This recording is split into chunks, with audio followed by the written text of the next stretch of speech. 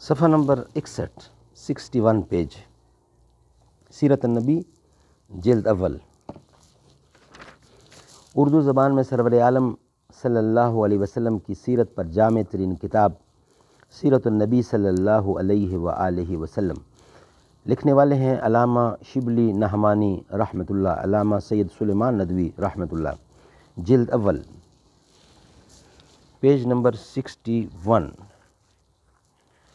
اعوذ باللہ السمیع العلیم من الشیطان الرجیم، بسم اللہ الرحمن الرحیم۔ الحمد للہ رب العالمین، والصلاة والسلام علی رسولہ محمد وعلی آلہ واصحابہ اجمعین۔ عمر بن محمون سے روایت ہے کہ میں نے زمانہ جاہلیت میں ایک بندر کو دیکھا جس نے زنا کیا تھا۔ اس پر بندروں نے جمع ہو کر اس کو سنسار کیا۔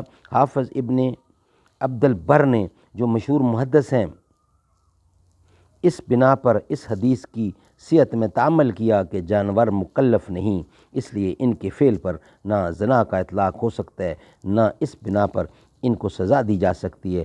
حافظ ابن حجر لکھتے ہیں، ابن عبد البر نے میمون نے اس قصہ سے انکار کیا اور کہا کہ اس میں غیر مکلف کی طرف زنا کی نسبت ہے اور جانوروں پر حد قائم کرنا بیان کیا گیا ہے۔ حافظ ابن حجر نے یہ قول نقل کر کے لکھا کہ اعتراض کا یہ طریقہ پسندیدہ نہیں، اگر سند صحیح ہے تو غالباً یہ بندر جن رہے ہوں گے۔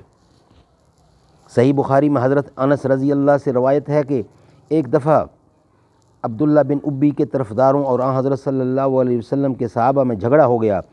اس پر یہ آیت نازل ہوئی، وَإِن طَائِفَتَانِ مِنَ الْمُؤْمِنِينَ اقْتَتَلُوا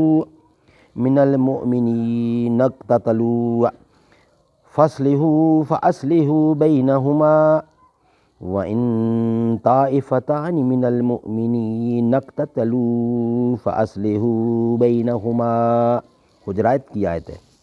اگر مسلمانوں کے دو گروہ آپس میں لڑ جائیں تو ان میں صلح کرا دو۔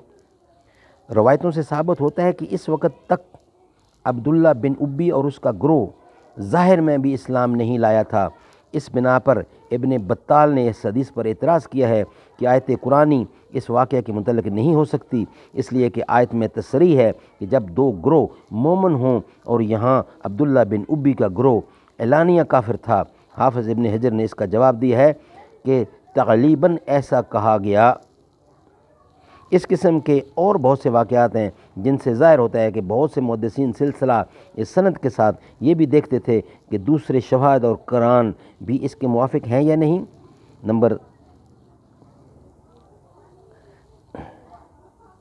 7، ایک بڑا مرحلہ روایت بالمانی کا ہے، یعنی حضرت صلی اللہ علیہ وسلم نے یا صحابہ نے جو الفاظ فرمائے تھے بعینہ وہی ادا کرنے چاہیے یا ان کا مطلب ادا کر دینا کافی ہے۔ محدثین اس باب میں مختلف رائے ہیں اور اکثروں نے یہ فیصلہ کیا کہ اگر راوی اپنے الفاظ میں اس طرح مطلب ادا کرتا ہے کہ اصل حقیقت میں فرق نہیں پیدا ہوتا تو الفاظ کی پابندی ضروری نہیں، لیکن اس کا فیصلہ کرنا کہ اصل مطلب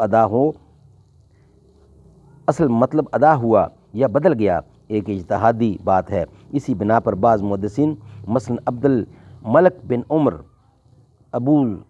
ابو ذر رہ، سالم بن جہد، قتادہ، امام مالک، ایک صحیح بخاری کتاب العلم میں روایت جھگڑنے کی تفصیل ہے، ہم نے محض خلاصہ ذکر کیا ہے، تو ایک